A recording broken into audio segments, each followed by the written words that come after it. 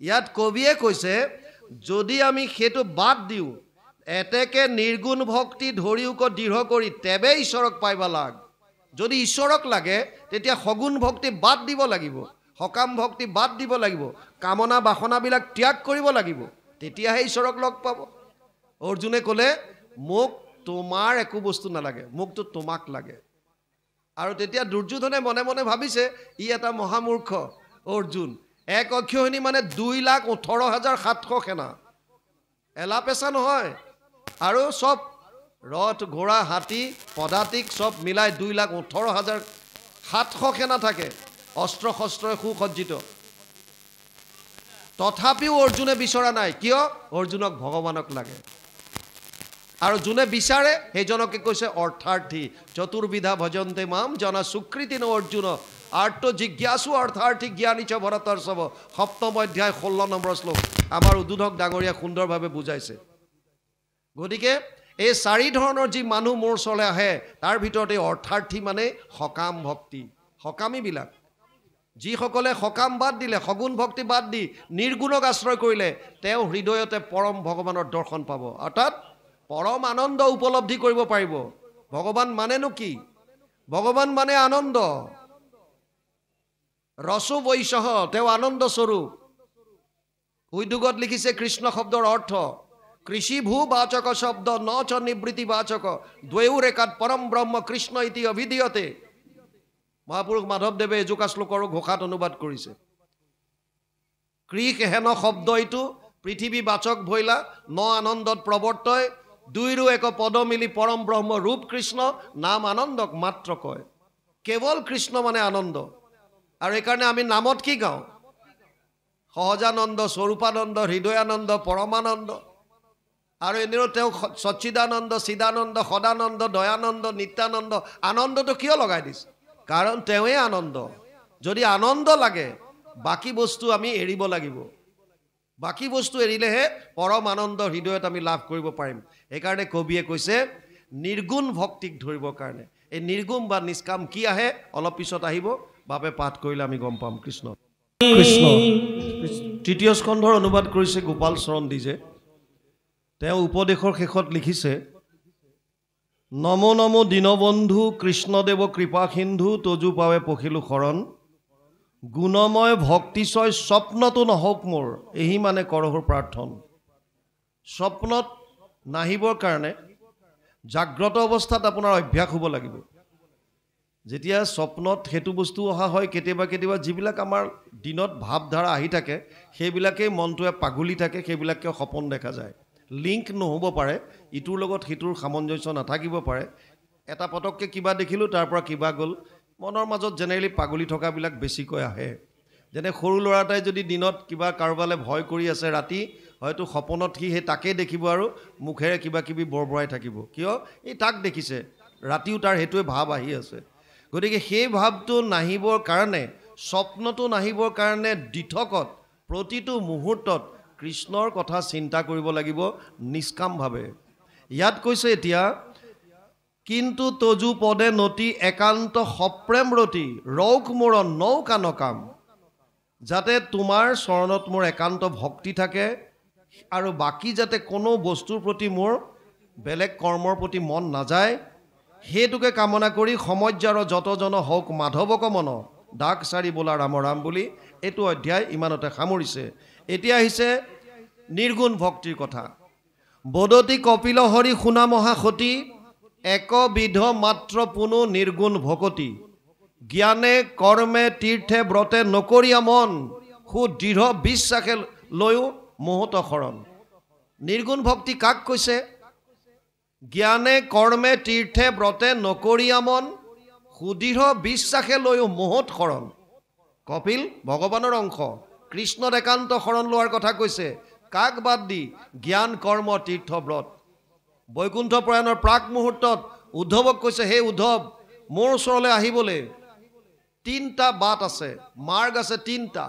যোগ তায়ময়ী প্ৰোক্তা নৰনম শ্ৰেয় বিধিচ্ছয় জ্ঞানম কৰ্মম চ ভক্তিম চ না উপায় অন্য অস্তি কুত্ৰাচিত। যোগ ত্ৰায়ময়ী প্ৰোক্তা 3টা মাৰ্গ দিছে। কি 3টা?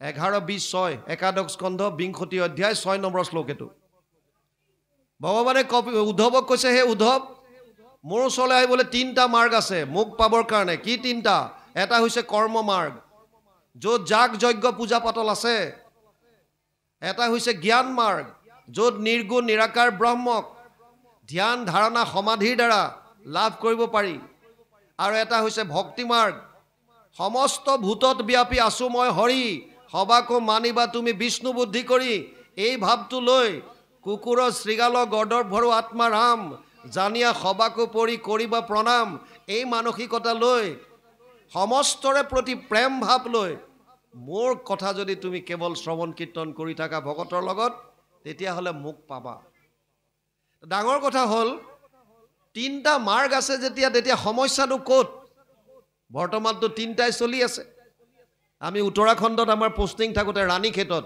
এতিয়াও আছে হিমালয়ত বহুতো ঋষিমুনিয়ে তপস্যা কৰি আছে আমাৰ এবাৰ মই বিহাৰত পোষ্টিং থাকোঁতে ছত্তীশগড়ত ৰিক্ৰুটমেণ্টৰ কাৰণে গৈছিলোঁ আৰু ৰিক্ৰুটমেণ্টৰ কাৰণে যাওঁতে বাটত এক ৰাতি অমৰকণ্টক বুলি জেগা এটাত আছিলোঁ য'ত মাৰ্কেণ্ডেয় আশ্ৰম আছে য'ৰ পৰা নৰ্মদা নদী ওলাইছে পিছদিনা ৰাতিপুৱা আমি যেতিয়া তাৰ পৰা গৈছোঁ পুনৰ কনভয় লৈ তেতিয়া দেখা পালোঁ এজন ঋষিয়ে হাতটো ওপৰলৈ উঠাই তেওঁ ধ্যানমগ্ন হৈ আছে থিয় হৈ আছে আৰু আমি ৰৈ পেলাই সুধিলোঁ এজনক এই যে ওপৰলৈ হাতটো দাঙি থকাৰ ৰহস্য কি তেওঁ ক'লে যে 6 বছৰ ধৰি তেওঁ হাতটো তললৈ নমোৱা নাই 6 বছৰ হ'ল হাত এটা ওপৰলৈ দাঙি ধ্যানমগ্ন হৈ আছে এতিয়াও আছে ধ্যান কৰি আছে মানুহে নিৰ্গুণ নিৰাকাৰ ব্ৰহ্মক পাবৰ কাৰণে কিন্তু ভগৱান কৃষ্ণই উদ্ধৱক কৈছে জ্ঞান কৰ্ম ভকতি কহিলো কৰি ভেদ ভকতি পৰম পন্থ দিলো পৰিছেদ সিদ্ধান্ত দিছে ভক্তিৰ কথা কিয় বাকি দুটা কিয় আঁতৰালে আৰু ভগৱানে অৰ্জুনক কৈছে সমু অহম সৰ্বভূতেষু নামে দৈশ্য অস্তি না প্ৰিয় নৱম অধ্যায় 29 নম্বৰ শ্লোক গীতা অৰ্জুনক কৈছে হে অৰ্জুন মই সকলোৰে কাৰণে সমান কাৰো প্ৰতি মোৰ বেয়া ভাৱ নাই দৈশ্য ভাৱ নাই আৰু কোনো মোৰ অতি প্ৰিয় নহয় মই সকলোৰে কাৰণে সমান যদি সমান সকলোৰে কাৰণে তেতিয়াহ'লে কৰ্ম মাৰ্গ আৰু জ্ঞান মাৰ্গ দুটানো আঁতৰাই কিয় দিলা কেৱল ভক্তি বুলি কিয় ক'লা ভগৱান আমাৰ লগত ভগৱানৰ সম্বন্ধ কি সম্পৰ্ক কি অৰ্জুনক কৈছে পিতা সমস্য জগতো মাতা ধাতা পিতামহ বৈদ্যম পবিত্ৰ ওংকাৰ ঋক সাম যজুৰে বচ সপ্তম নৱম অধ্যায় 17 নম্বৰ শ্লোক গীতা অৰ্জুনক কৈছে হে অৰ্জুন মই সমস্তৰে পিতা ময়ে মাতা মই পিতামহ বেদৰ ওংকাৰ মই প্ৰণৱ বুলি যাক কয় ঋকবেদ সামবেদ যজুৰ্বেদ মই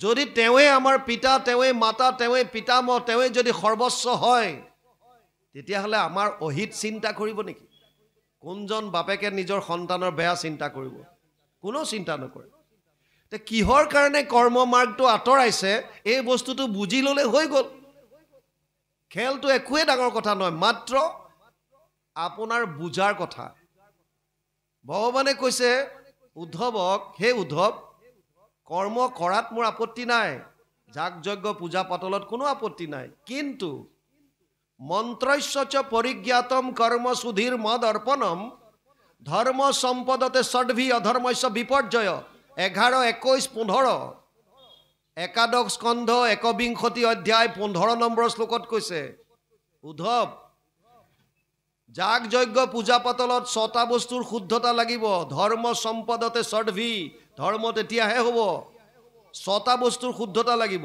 স্থান কাল পাত্ৰ দ্ৰব্য মন্ত্ৰ ক্ৰিয়া যদি যাগ যজ্ঞ পূজা পাতলত 6টা বস্তুৰ কোনোবা এটাটো যদি ছিদ্ৰ ৰৈ যায় তেতিয়াহ'লে যাজকৰ বিপৰ্যয় ঘটিব পাৰে যাজক যিজনে আয়োজন কৰিছে পুৰোহিতৰ কথা কোৱা নাই যিজনে যজ্ঞ কৰে তেওঁৰ একো নহয় যিজনে কৰাইছে সেৱকী তেওঁলোকৰ বিপৰ্যয় ঘটিব পাৰে স্থান কোন জেগাত যজ্ঞ কৰিব জনকাদি ৰজাই 12 বছৰ নিজে হাল বাইছিল যজ্ঞস্থলী তৈয়াৰ কৰিবৰ কাৰণে সময় কোনটো সময়ত যজ্ঞ হ'ব তাত পাত্ৰ দ্ৰব্য যিবিলাক আনিছে বৰ্ণাশ্ৰম ধৰ্মৰ দ্বাৰা আনিছে নে নাই বৈদিক পন্থ অনুসাৰী আৰু আটাইতকৈ ডাঙৰ কথা মন্ত্ৰ উচ্চাৰণ শুদ্ধ হৈছে নে নাই যদি মন্ত্ৰত খেলি মেলি হয় তেতিয়াও যাজকৰ বিপৰ্যয় ঘটিব পাৰে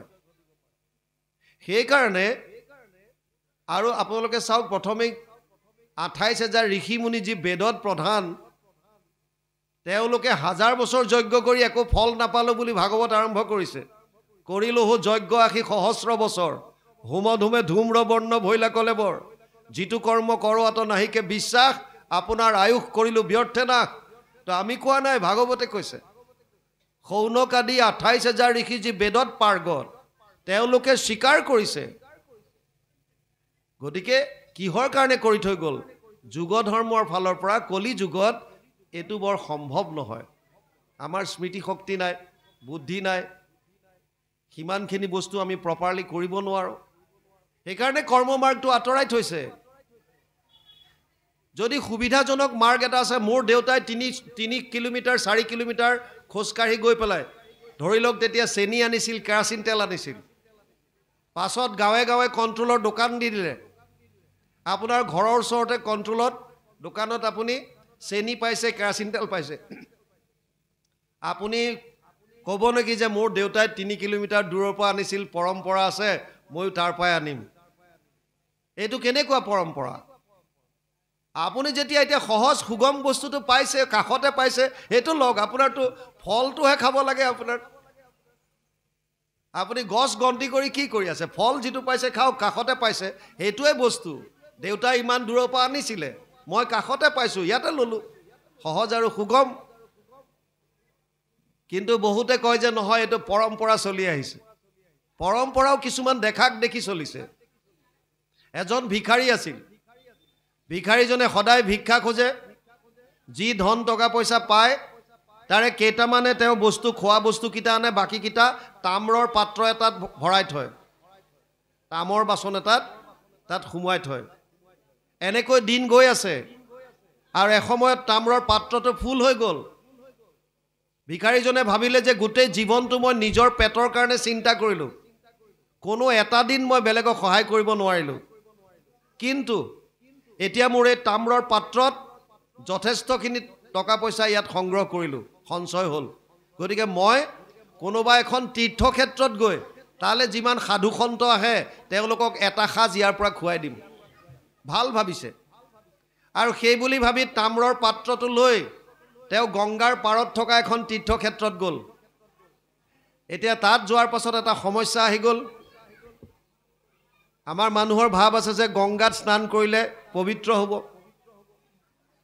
তেওঁ ভাবিছে মই গংগাত স্নান কৰিম কিন্তু সমস্যা আহিল ধনৰ পাত্ৰটো তাম্ৰৰ পাত্ৰটো ক'ত থব অকলে গৈছে যদি তাম্ৰৰ পাত্ৰটো যদি নদীৰ পাৰত থৈ যায় তেতিয়া কোনোবাই পালে লৈ গুচি যাব এতিয়া কি কৰিম কি নকৰিম চিন্তা কৰি ভাবিলে যে বালিতে এটা গাঁত খান্দি পেলাই তামৰ পাত্ৰটো মই তাতে ঢাকি থৈ পেলাই স্নান কৰি আহিম সেই বুলি বালিতে গাঁত এটা খান্দি পেলাই তামৰ পাত্ৰটো তাতে থৈ ওপৰত বালি দি দিলে এতিয়া সমস্যা এটা আহিল আকৌ চিন্তা কৰিছে মই গা ধুই অহাৰ পাছত বতাহ মাৰিলে বালিখিনি যদি মিলি যায় এটা মই কোন জেগাত আছে একুৰেট কেনেকৈ গম পাম চিনি নাপাব গতিকে চিন দিবৰ কাৰণে সি বালি অলপৰ ঢেপি এটা বনালে বালি অলপ গোট খুৱাই দিলে তাত আৰু দেখাত এটা শিৱলিংগৰ দৰে হৈ গ'ল আৰু গা ধুবলৈ গ'ল এটা সমস্যা আহিল যে এটা যাম বুলি কৈছে বহুতৰ আমাৰ থাকে নহয় তই যদি তীৰ্থক্ষেত্ৰত স্নান কৰিবলৈ যাৱই আৰু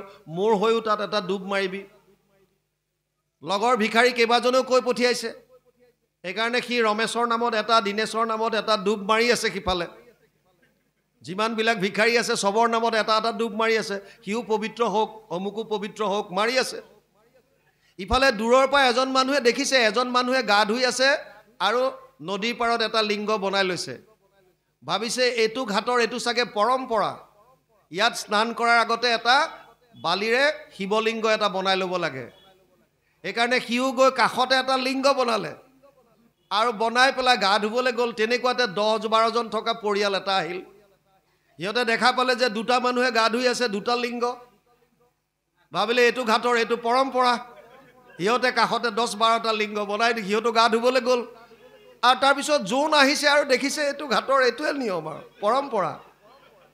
আৰু চবেই লিংগ বনাইছে, গা ধুব গৈছে, লিংগ বনাইছে, গা ধুব গৈছে। ইফালে সিটো চবৰ নামত ডুব মাৰিয়ে আছে। ৰমেশ পবিত্ৰ হওক, মাৰিলে ডুব। দীনেশ পবিত্ৰ হওক, মাৰিছে ডুব। আধা ঘণ্টা এঘণ্টা ডুব মাৰি মাৰি বাহিৰলৈ আহিছে, হাজাৰটা লিংগ বনি গ'ল। এতিয়া সমস্যা আহিল, মোৰ তাম্ৰৰ পাত্ৰটো কোনটো লিংগত আছে। আৰু যদি ভাঙি ভাঙি চাবলৈ যায় তেতিয়া তাৰ পিঠি নাথাকে। সি যদি এটাও যদি ভাঙি দিয়ে পৰম্পৰাত ব্যাঘাত জন্মি যাব, হাহাকাৰ হৈ যাব। সেইকাৰণে এতিয়া সি নিজেই ভৰিত কুঠাৰ মৰাৰ দৰে হ'ল।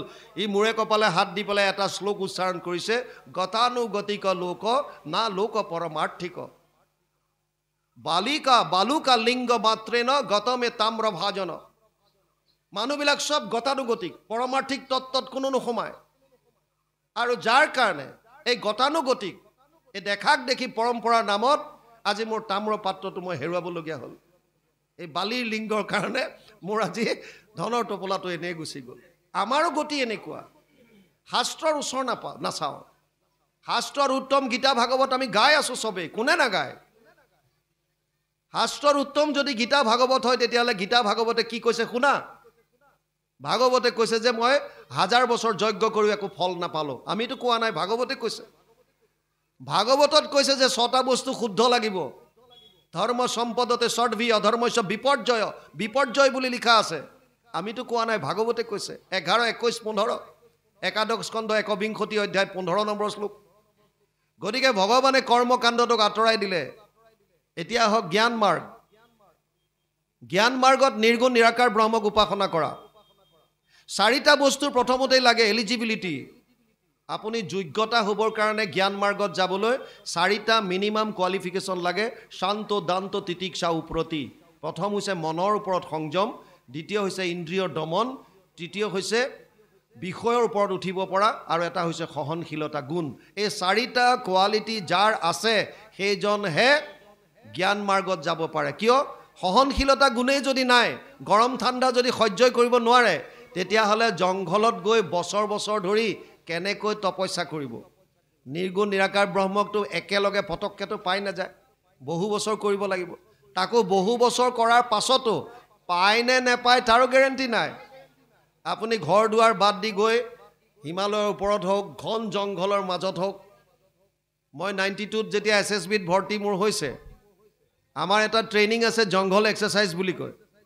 জংঘল এক্সাৰচাইজত আগতে থিয়ৰিত আগতে শিকায়, জংঘলত যদি আপোনাক এৰি দিয়ে অকলে, আপুনি কেনেকৈ নিজক জীয়াই ৰাখিব, ছাৰ্ভাইভ। তাত কি কি খাব পাৰি, কি কি নোৱাৰি, কোনবিলাক বস্তু পয়জনাছ হয়, কোনবিলাক বস্তু খাব পাৰি, আগতে তাৰ ট্ৰেইনিং হয় প্ৰপাৰ। তাৰপিছত জংঘলত এৰি দিয়ে। এনেকৈ 93ত জংঘল এক্সাৰচাইজ এটাত আমাক জম্মু কাশ্মীৰৰ এখন অৰণ্যত এৰি দিছিল। আৰু আমিবিলাক জংঘলত ঘূৰি থাকোঁতে জংঘলৰ মাজৰ এটা গুহা এটাৰ সন্মুখত মই বুঢ়া মানুহ এজনক লগ পাইছিলোঁ। আৰু বুঢ়া মানুহজনক লগ পাই মই সুধিছিলোঁ যে আপুনি এই জংঘলৰ মাজত অকলে অকলে কি কৰি আছে গুহাটোত?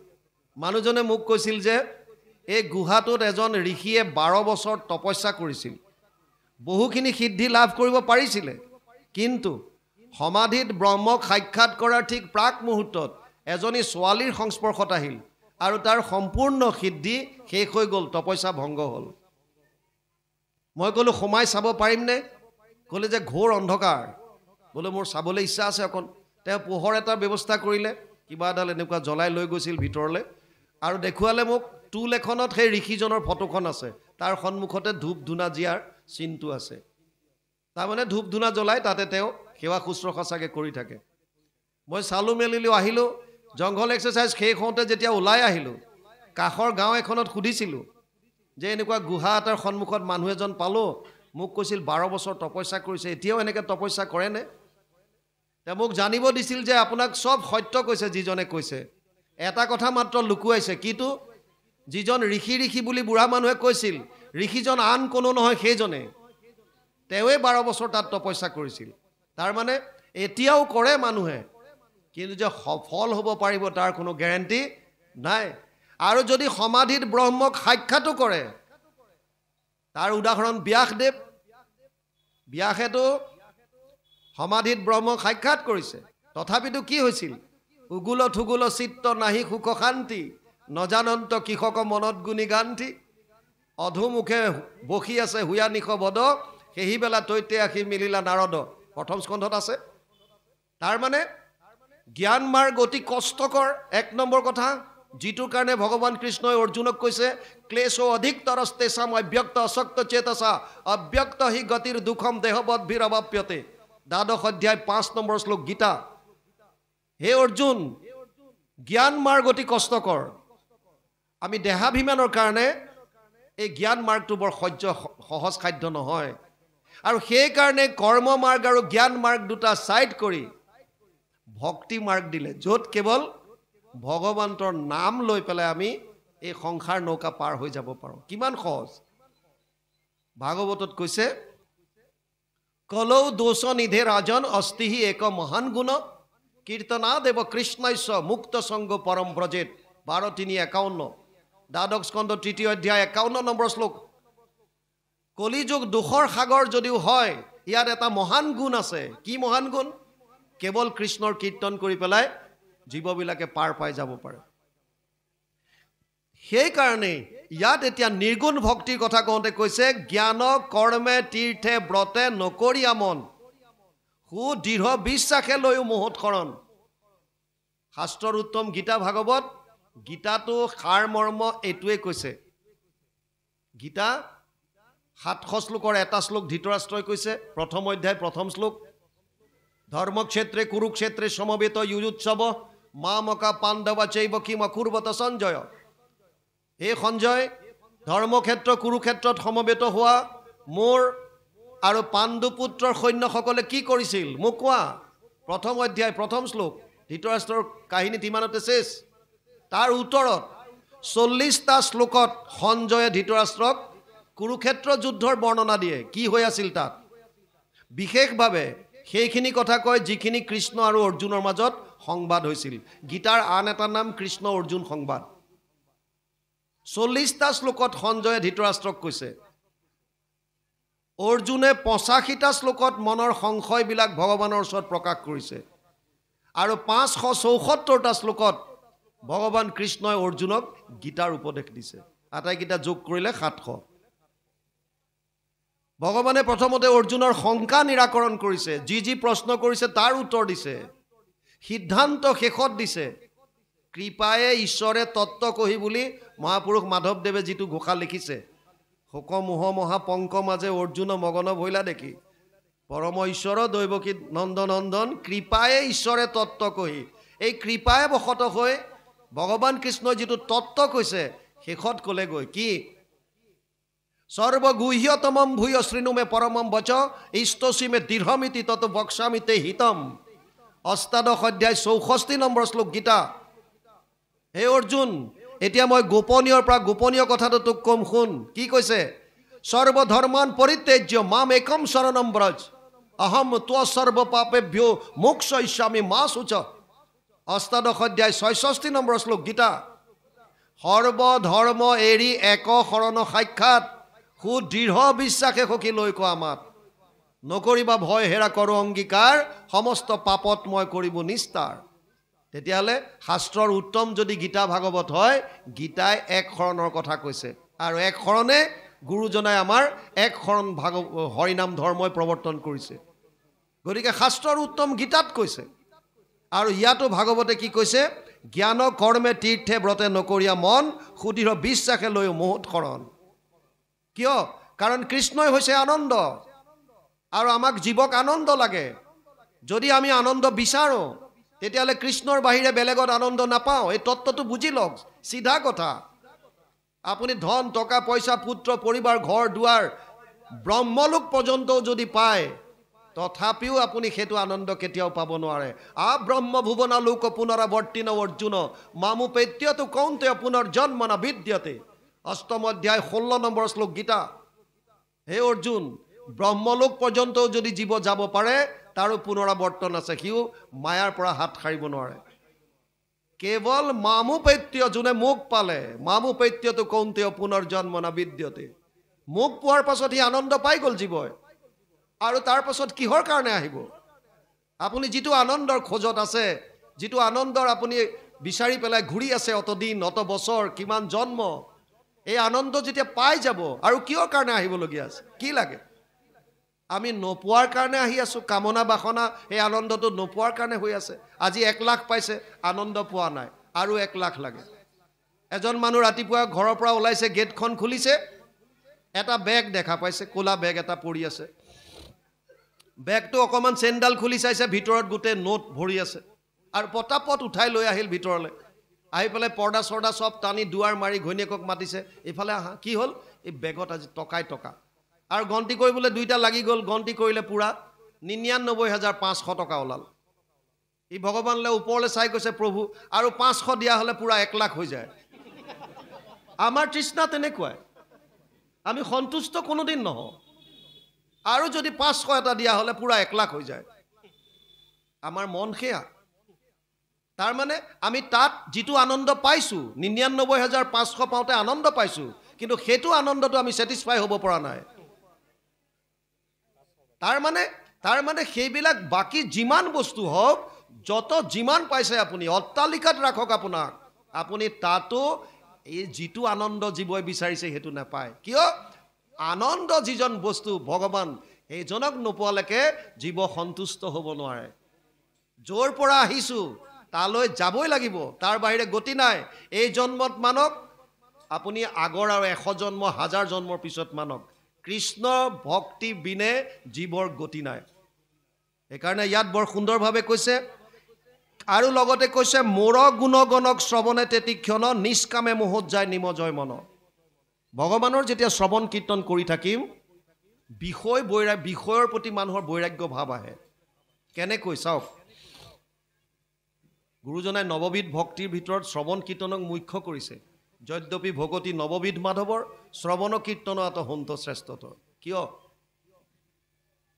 আপোনাক কোনোবা এজনে যদি ভাল লাগিছে বুলি কয়, বাপজন আজি বৰ ধুনীয়া হৈ লাগিছে আপোনাক, দিনে দিনে দেখোন ধুনীয়াটো হৈ গৈ আছে, লাগিলে ফূৰ্তি আহিয়ে গ'ল আৰু যদি বেয়াকৈ ক'লে তেতিয়া দুখ লাগে, খং উঠে। কিয়? সাধাৰণ শব্দবিলাক যেতিয়া আমাৰ কাণত সোমায়, আই এগৰাকীয়ে ধুনীয়া কাপোৰ এযোৰ যেতিয়া বিয়ালৈ সাজি কাচি যায়, কোনোবাই যদি কৈ দিয়ে, বাহ বৰ ধুনীয়া লাগিছে দেই, হৈ গ'ল আৰু। বিয়াত কি খুৱাইছে কি বুৱাইছে পিছৰ কথা। কাৰণ কাপোৰযোৰৰ প্ৰশংসা কৰি দিয়াৰ লগে লগে মই সুখ হৈ গ'লোঁ। কাৰণ আমাৰ সুখ দুখৰ চাবি কাঠি আমি বেলেগক দি থৈছোঁ। বৰ ইণ্টাৰেষ্টিং কথা, আমি আমাৰ সুখ দুখৰ চাবি কাঠি বেলেগৰ হাতত দি থওঁ। ই যোনফালে চাবি পকায়, যদি ইচ্ছা কৰিছে মোক দুখ দিবলৈ, সি মোক বেয়াকৈ কৈ দিলে মই দুখী হৈ গ'লোঁ। যদি মোক সুখ দিব বিচাৰিছে, সি মোক ভালকৈ কৈ দিব, মই সুখী হৈ যাম। কিয়? এইবিলাক আমাৰ অজ্ঞানতা আমি বেলেগৰ দি থৈছোঁ। সাধাৰণ গ্ৰাম্য কথা শুনাৰ পাছতো আমাক প্ৰভাৱিত কৰে। কৰ্ণৰ ভিতৰেদি আমাৰ যেতিয়া হিয়াত প্ৰৱেশ কৰে, এটা ৰসায়নৰ সৃষ্টি হয়, কেমেষ্ট্ৰি এটাৰ সৃষ্টি হয়। আৰু যদি এই ৰসায়ন যদি আমাৰ অনুকূল হয়, আমি বিচৰা ধৰণে হয়, তেতিয়াহ'লে আমি ফূৰ্তি পাওঁ, সুখ লাগে। আৰু যদি আমি বিচৰা ধৰণৰ নহয়, প্ৰতিকূল যদি হয়, তেতিয়া আমি দুখ অনুভৱ কৰোঁ, ক্ৰোধ উঠে আমাৰ।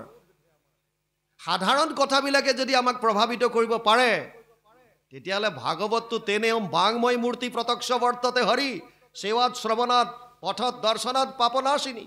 পদ্মপুৰাণ উত্তৰখণ্ড ভাগৱত মহাত্ম্য 3য় অধ্যায় 62 নম্বৰ শ্লোক। ব্যাসদেৱে কৈছে, ভাগৱত ভগৱান কৃষ্ণৰ বাংময় মূৰ্তি। কৃষ্ণ বাণী ৰূপে শব্দ আকাৰে বিৰাজমান হৈ আছে, প্ৰতিটো শব্দ কৃষ্ণময়। সাধাৰণ কথা আপোনাৰ কৰ্ণৰ ৰন্ধ্ৰইদি ভিতৰলৈ গ'লে যদি প্ৰভাৱিত কৰিব পাৰে, তেতিয়াহ'লে কৃষ্ণময় শব্দবিলাক যেতিয়া ভিতৰত যাব, তেতিয়াহ'লে নকৰাকৈ থাকিবনে? কি হ'ব তেতিয়া? মহাপুৰুষ মাধৱদেৱে ঘোষাত লিখিছে, কৰ্ণপথে ভকতৰ হিয়াত প্ৰৱেশী হৰি, দুৰ্বাসনা হৰে সমস্তই, জলৰ যতেক মল যেহেন শৰৎকালে, স্বভাৱতে নিৰ্মল কৰয়। সেইকাৰণে কপিলে কৈছে, মোৰ গুণ গণক শ্ৰৱণে তেতিক্ষণ, নিষ্কামে মোহত যায় নিমজয় মন। যেতিয়া আমি কথা শুনি থাকোঁতে সংসাৰৰ প্ৰতি যিবিলাক বিষয়ৰ প্ৰতি আমাৰ কামনা বাসনা দুৰ্বাসনা লাহে লাহে নাইকিয়া হ'ব। আৰু নাইকিয়া হ'লে নিষ্কামভাৱে কৃষ্ণত মন মজি যাব, কেৱল কৃষ্ণময় হৈ যাব। তেতিয়া কি কৈছে? নিৰ্গুণ ভকতি এহি কহিলোঁ বুজাই, মই সমে ইটো ভক্তি এৰা এৰি নাই। এইটোকে কৈছে নিৰ্গুণ ভক্তি। তাৰ মানে বাকী সব বাদ দি কেৱল কৃষ্ণময় মনটো। মন মনা ভৱ মদ ভক্ত মাদ্যাজি মাম নমস্কৰো মামে বৈশ্যসি সত্যমতে প্ৰতিজানে প্ৰিয়সীমে। অষ্টাদশ অধ্যায় 65 নম্বৰ শ্লোকত কৈছে, মোতে মাত্ৰ সদা দিয়া মন, মোৰ ভক্ত হোৱা সৰ্বক্ষণ, মোকে পূজা মাত্ৰ মোকে কৰা নমস্কাৰ, কহিলো তোমাতো সত্যবাণী পাবা সুখে মোক মহামানী, তুমি প্ৰিয়তম সুহৃদ সখী আমাৰ। কেৱল মনটো। আৰু যেতিয়া আমি যিমান শ্ৰৱণ কৰিম কৰোঁতে কৰোঁতে কৰোঁতে কৰোঁতে ভিতৰৰ যিমানবিলাক দুৰ্বাসনা আছে, বিষয় বাসনা, কামনা বাসনা সব শূন্য হ'ব। তেতিয়া মনটো একদম নিষ্কামভাৱে কৃষ্ণৰ চৰণত নিমগ্ন হৈ যাব। আৰু তেতিয়াই আমি হৃদয়তে থকা ভগৱন্তক দৰ্শন পাম, মানে পৰম আনন্দ উপলব্ধি কৰিব। সংসাৰত যেনেকুৱা ধুমুহা নাহক, আপোনাৰ সন্মুখত ধুমুহা আহি গ'ল, প্ৰাৰব্ধ ভয়ংকৰ তছ নছ কৰি দিলে চব, কিন্তু ভিতৰত যি আনন্দ প্ৰজ্বলিত হৈ আছে তাক চুব নোৱাৰে। আপুনি তেতিয়াও আনন্দিত হৈ থাকিব। বাহ্যিক যেনেকুৱা ধুমুহা নাহক কিয়, ভিতৰত আপোনাক স্পৰ্শ কৰিব নোৱাৰে। স্থিতপ্ৰজ্ঞৰ দৰে থিয় হৈ থাকিব। হ'বলগীয়াটো হৈ গ'ল, একো নাই। সেইটোৱে হৈছে স্থিতপ্ৰজ্ঞ, কৈছে যাক এইবিলাকত একো কৰিব নোৱাৰে। যি কি নহওক, শ্ৰোতাও পাতলি আহিছে। সিফালে খোৱা বোৱাৰ লেঠা মৰিল নে নাই চবৰে? যদি মৰিছে সময়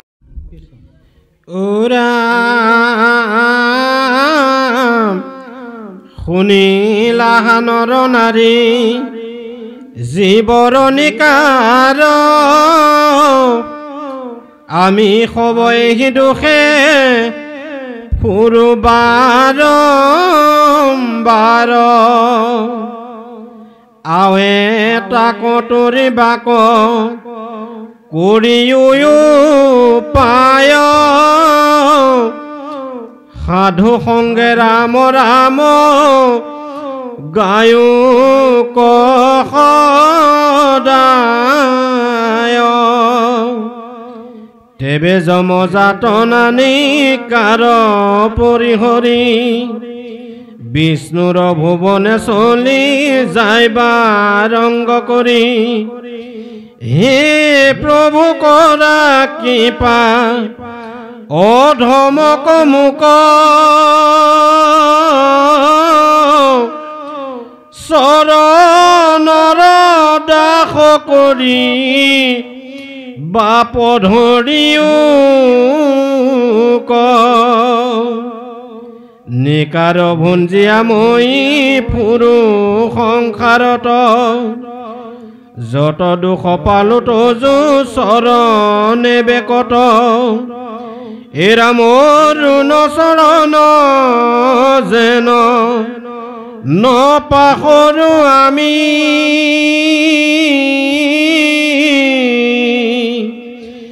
এভু এহি অনুগ্ৰহ কৰিও কসামি। কৃষ্ণ কপিল দেৱহূতিৰ ভক্তি যুগৰ মূল যিটো তত্ত্ব, কপিলে কৈছে মা ভক্তি সদায় এটাই, ভক্তি মানে প্ৰেম। আপুনি যাৰ আপোনাৰ প্ৰতি ভাল পোৱা আছে সেইটোৱে ভক্তি। কৃষ্ণৰ প্ৰতি একান্ত ভক্তি মানে একান্ত ভাল পোৱা। এই ভক্তিৰ প্ৰথমতে দুটা ভাগ কৰিছে, এটা নিৰ্গুণ বা নিষ্কাম, য'ত কোনো ধৰণৰ আপোনাৰ একো নাই, একান্তভাৱে বাকী চব বাদ দি কেৱল কৃষ্ণত মনটো অৰ্পণ কৰি থ'ব পৰা, এইটো নিৰ্গুণ ভক্তি। আৰু সকাম ভক্তিত আমাৰ ভাৱৰ ওপৰত ডিপেণ্ড কৰিছে। ভাৱ যিহেতুকে তিনি ধৰণৰ, সাত্বিক, ৰাজসিক, তামসিক। ভক্তি তিনিটা কৰিছে, সাত্বিক ভক্তি, ৰাজসিক ভক্তি, তামসিক ভক্তি। আকৌ সেই তামসিকৰো তিনিটা ভাগ কৰিছে, উত্তম, মধ্যম, কনিষ্ঠ। ৰাজসিকৰো তিনিটা, সাত্বিকৰ তিনিটা, তিনি গুণ নটা, নটাৰ নৱবিধকে সাধন প্ৰণালী, চব মিলাই ৯ গুণ ৮১ বিধ। তামসিক ভক্তিক ক'লে যে পৰক মাৰিবৰ প্ৰতি মনত সংকল্প কৰে, দম্ভ বা মৎসৰ আতিশয়, কাৰোবাক বেয়া ভাৱ লৈ পেলাই হিংসা ভাৱ ৰাখি ঈশ্বৰক ভক্তি কৰিছে, দম্ভালি কৰিবৰ কাৰণে, বা মৎসৰ ভাৱ ৰাখি বেয়া পাব, বেলেগক ঈৰ্ষা মৎসৰ এইবিলাক ৰাখি, এইটো হৈছে তামসিকত আহিছে। ৰাজসিক ভক্তিত আহিছে কেৱল বিষয়ৰ আশা, ইটো লাগে সিটো লাগে সিটো লাগে, যশ বিচাৰে, ঐশ্বৰ্য বিচাৰে। আৰু সাত্বিকত কৈছে যে মোৰ পাপ নাশ হওক বুলি, ভগৱানে মোক ভাল পাওক বুলি আৰু নহ'লে মোৰ কৰ্তব্য বুলি মানুহৰ জন্ম পালোঁ যেতিয়া এই জন্মটো সফল কৰাটো মোৰ কৰ্তব্য, শাস্ত্ৰৰ মতে চলাটো মোৰ কৰ্তব্য। আৰু শাস্ত্ৰই কৈছে কলি যুগত পৰম ধৰ্ম হৈছে কেৱল কৃষ্ণ নাম। সেইকাৰণে মই ঈশ্বৰত ভক্তি কৰাৰ বাহিৰে মোৰ কোনো গতি নাই। এই সত্যটো উপলব্ধি কৰি যদি কৃষ্ণৰ চৰণত একান্তভাৱে শৰণ হৈছে। তাৰ পাছতে কপিলে মাকক ক'লে যে মই সমস্ত প্ৰাণীত আছোঁ ব্যাপ্তমান হৈ, গতিকে সকলোকে দান মান মৈত্ৰ আৰু অভিন্নান্য চক্ষুৰ দ্বাৰা দৃষ্টিকোণৰ দ্বাৰা সকলোকে প্ৰেম কৰিবলৈ। তাৰ পাছত ক'লে যিসকলে মোক প্ৰতিমা জ্বৰ মূৰ্তিত মোক সেৱা পূজা কৰি আছে, এইটো ভস্মত আহুতি দিয়াৰ দৰে, তাৰ বিশেষ একো কাম নাই, এইটো ভস্মত আহুতি দিয়াৰ দৰে বুলি কৈছে। শেষত গৈ কালৰ গতিৰ বিষয়ে ক'লে, কালে কেনেকৈ আমাক চলাই আছে, এজন মানুহৰ কেনেকুৱা হয়। মুঠুৰ কেৱল মিতিৰ কুটুম পুহিবৰ কাৰণে আমি গোটেই দিন ৰাত একাকাৰ কৰিছোঁ, কিন্তু কিমান কষ্ট পাইছোঁ জন্মৰ পৰা বুলি। শৰীৰৰ 6টা বিকাৰ আছে, অস্থি জায়তে বৰ্ধতে বিপৰিণামতে প্ৰণশ্যতি অৱক্ষয়তি প্ৰণশ্যতি, 6টা বস্তু আছে। কেনেকৈ জীৱই আহি প্ৰথমতে স্থিতি লয়, তাৰপিছত জায়তে মানে জন্ম হয়, তাৰপিছত বৰ্ধতে মানে বাঢ়ে, তাৰপিছত বিপৰিণামতে ৰূপান্তৰ ঘটে, আৰু লাহে লাহে লাহে লাহে অৱক্ষয়তি ক্ষয় হয়, আকৌ এটা সময়ত গৈ নাশ হয়। প্ৰথম অৱস্থাত সৰু ল'ৰা ছোৱালী জন্মৰ পিছত ক্ৰমাগতভাৱে বাঢ়ি যায়, এটা লেভেলত গৈ তাৰ বৃদ্ধিটো বন্ধ হৈ যায়, তেতিয়া শৰীৰত বিভিন্ন ৰূপান্তৰ ঘটে, আৰু তাৰপাছত আকৌ ক্ষয় হোৱা আৰম্ভ কৰে, আৰু এটা দিনত গৈ শৰীৰ শেষ। এইটোৱে জীৱৰ চক্ৰ, এইটো বিকাৰ বুলি কৈছে, শ্বৰ্ট বিকাৰ, এইটো জীৱৰ বিকাৰ। আৰু ইয়াতে আমি বিভিন্ন ধৰণৰ কষ্ট পাওঁ, সেইকাৰণে ইয়াত সুন্দৰভাৱে দেখুৱাইছে, শুনিলাহা নৰনাৰী জীৱৰ নিকাৰ, আমি সব এহি দুখে ফুৰো বাৰম্বাৰ, আবে তাক তৰিবাক কৰি উপায়, সাধু সংগে ৰাম নাম গায়ক সদায়। ভকতৰ সংগত কেৱল ৰাম নাম গোৱাৰ কথা কৈছে, কেৱল কৃষ্ণ নাম, কাৰণ কলিৰ পৰম ধৰ্মই হৈছে এইটো। তাৰ পাছত কৈছে তেবে যম যাতনা নিকাৰ পৰিহৰি, বিষ্ণুৰ ভুৱনে চলি যায় বা ৰংগ কৰি। বিষ্ণুৰ ভুৱনলৈ যাব পাৰিব কৃষ্ণ নাম ল'লে, মানে বৈকুণ্ঠলৈ। বৈকুণ্ঠ মানে ন তদ ভাষয়তে সূৰ্য ন শশাংক ন পাৱক, যদ গত্বা ন নিৱৰ্তন্তে তদ ধাম পৰমম মম। 15 অধ্যায় 6 নম্বৰ শ্লোক গীতা। অৰ্জুনক কৈছে, হে অৰ্জুন, মোৰ ধাম যিখন বৈকুণ্ঠ, তাত এইবিলাক চন্দ্ৰ সূৰ্য প্ৰকাশিত কৰিব নালাগে, স্বপ্ৰকাশিত হৈ থাকে। আৰু য'লে যোৱাৰ পাছত জীৱ পুনৰ আহিব নালাগে, তাত কোনো ধৰণৰ কুণ্ঠা নাই, ঈৰ্ষা দ্বেষ ৰাগ কাম ক্ৰোধ এইবিলাক একো নাই। তাৰপাছত ইয়াত কৈছে, হে প্ৰভু কৰা কৃপা অধমক মোক, চৰণৰ দাস কৰি বাপ ধৰি উক, নিকাৰ ভুঞ্জিয়া মই ফুৰো সংসাৰত, যত দুখ পালো তজু চৰণে বেকত, অৰুণ চৰণ যেন নপাখৰো আমি, এভু এহি অনুগ্ৰহ কৰি উক স্বামী। হে প্ৰভু তোমাৰ চৰণ যাতে কেতিয়াও নাপাহৰোঁ, ভকতৰ সংগত যাতে তোমাৰ গুণনাম আমি গাই থাকিব পাৰোঁ। অৰ্জুনক কৈছে জন্ম কৰ্ম চমে দিব্যম এবং যো ব্যক্তি তত্ত্বতঃ ত্যক্তা দেহা পুনৰ্জন্ম নেতি মাম এতি পাণ্ডৱ। 4ৰ্থ অধ্যায় 9 নম্বৰ শ্লোক গীতা। হে অৰ্জুন, মোৰ জন্ম কৰ্ম যিমান আছে চব দিব্য। আপুনি বেলেগৰ চৰিত্ৰ পঢ়িব পাৰে, হিষ্ট্ৰী পঢ়িব পাৰে, বেলেগ পঢ়িব পাৰে, কিন্তু দিব্য হৈছে ভগৱান কৃষ্ণৰ লীলা। অৰ্জুনক কৈছে গীতাত, আৰু গীতা এখন প্ৰামাণিক গ্ৰন্থ, স্মৃতি প্ৰস্থানৰ মূল গ্ৰন্থ হৈছে গীতা, ভাৰতীয় দৰ্শনে দিয়া, এইটো এনেই কোনেও কোৱা নাই। গীতা শাস্ত্ৰ প্ৰস্থানত্ৰয়ীৰ স্মৃতি প্ৰস্থানৰ মূল গ্ৰন্থ, গতিকে গীতাত লিখা আছে ভগৱান কৃষ্ণই কৈছে মোৰ জন্ম কৰ্ম যিমান চব দিব্য। এই ইয়াৰ তত্ত্ববিলাক যদি কোনোবাই বুজি ল'লে, তেতিয়াহ'লে সি আৰু পুনৰ আহিব নালাগে, বৈকুণ্ঠ পাব ডাইৰেক্ট।